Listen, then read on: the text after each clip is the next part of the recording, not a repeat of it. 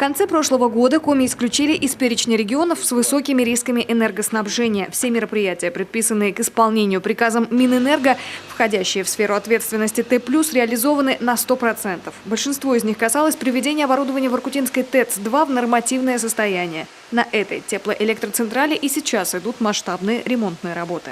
Было отмечено достаточно надежное, стабильное прохождение и не только это, но и предыдущего сезона в Республике Коми. Я хочу сказать, что более чем на 20% улучшила надежность в Республике Коми по филиалам.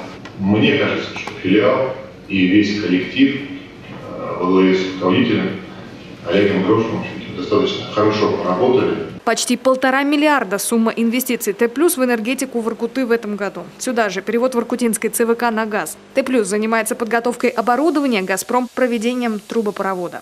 Планируем, что все-таки 1 сентября все железо и все для этого, все эти факторы сопутствующие есть, будет смонтировано, оборудование будет готово.